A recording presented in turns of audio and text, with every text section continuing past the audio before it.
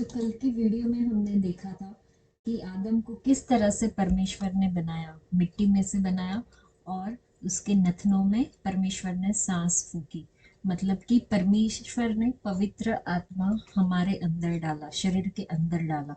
अगर हम सोचे कि हम इंसान की जब मृत्यु होती है तो उसके बाद कितने सारे लोग प्रार्थना करते हैं, कितने सारे लोग अलग अलग धर्म के हिसाब से वो लोग कुछ ना कुछ विधियां करते हैं कि आत्मा को शांति मिले। क्यों करते हैं? क्यों वो जानवरों के पीछे नहीं करते हैं? हमने कभी सोचा है?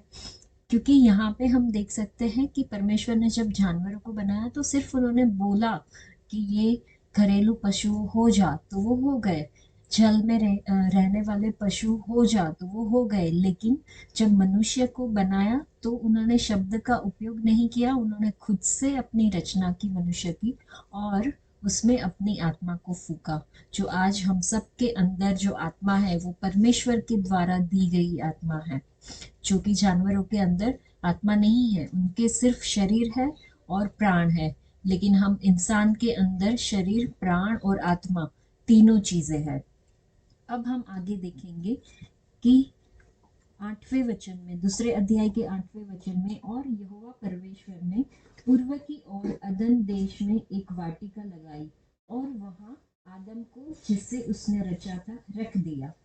यहाँ पे भी हम देख सकते हैं कि आदम को बनाने के बाद, बनाने से पहले तो परमेश्वर ने सब चीज बना दी। आदम की ज़रूरत के लिए पेड़ पौधे, खाने का सारा इंतजाम हो चुका था। लेकिन परमेश्वर ने जब आदम को बना दिया, उसके नथनों में सांस फूंक दी, उसके बाद भी यहाँ पे परमेश्वर की एक रचना को हम देख सकते हैं। वहां पे लिखा हुआ है 8वें वचन में कि उन्होंने अदन देश में एक वाटिका लगाई। वाटिका लगाई मतलब उन्होंने उसको रोपा। जितने भी पेड़ पौधे थे उन्होंने खुद ने आदम के लिए वो वाटिका बनाई। उन्होंने ये नहीं कहा कि वाटिका बन जा और बन जाए। लेकिन यहाँ पे भी परमेश्वर ने आदम के लिए वाटिका लगाई और वहां आदम को जिसने उन्होंने बनाया था, रचा था, उसको रख दिया। आगे हम 9वें कलम में देखते हैं कि लिखा हुआ है, और यहोवा परमेश्वर ने भूमि से सब भांति भांति के वृक्ष जो देखने में मनोहर और जिनके फल खाने में अच्छे हैं उगाए, और वाटिका के बीच में जीवन के वृक्ष को और भले या बुरे के ज्ञान के वृक्ष को भी लगाया। परमेश्वर ने देखने में मनोहर और जिनके फल खाने में अच्छे हैं वो सबको उन्होंने उगाया, और वाटिका के बीच में जीवन के वृक्ष को रखा और भले या बुरे के ज्ञान के वृक्ष को भी लगाया।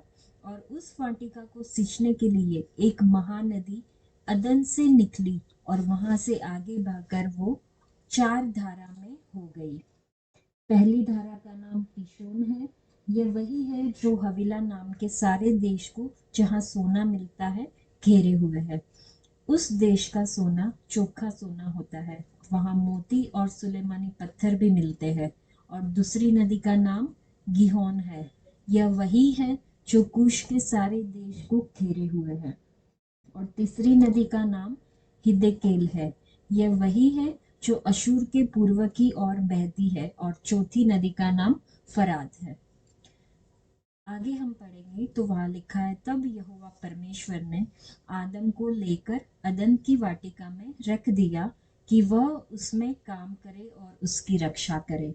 यहाँ पे हम देख सकते हैं कि परमेश्वर ने आदम को ये सब कुछ वाटिका में सारी रचनाएं करने के बाद आदम को वहां पे रखा और उसको एक जिम्मेदारी दी, उसकी देखभाल करने की और उसकी रक्षा करने की जिम्मेदारी दी।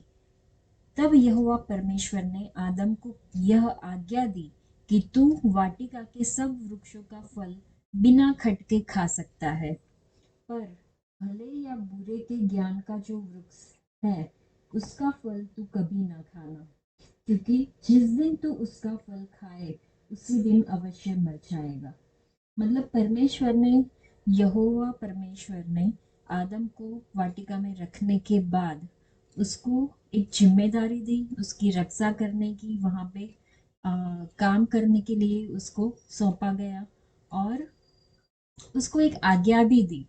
हम भी कई बार हमारे बच्चों को कोई चीज़ देते हैं तो उसका हम उसको बताते हैं कि किस तरह से उसे उस चीज़ का उपयोग करना है। वैसे ही परमेश्वर ने जब आदम को ये इतनी बड़ी वाटिका दी, तो उन्होंने उसको समझाया कि यहाँ पे सब कुछ तुम्हारे लिए है।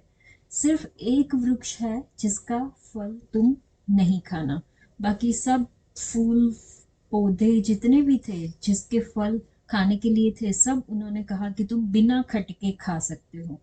पर भले या बुरे का ज्ञान का जो वृक्ष है उसका फल तो कभी ना खाना, क्योंकि जिस दिन तो उसका फल खाए उसी दिन अवश्य मर जाएगा।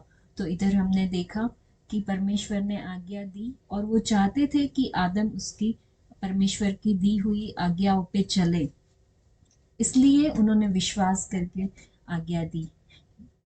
तो यहाँ तक के वचन में आज हमने इतना सीखा, और आगे आने वाले वीडियो में हम देखेंगे कि आदम ने उस आज्ञा का पालन किया कि नहीं किया। मैं आशा करती हूँ कि आपको ये वीडियो अच्छा लगा होगा और परमेश्वर आप सबको आशीष दे। God bless you.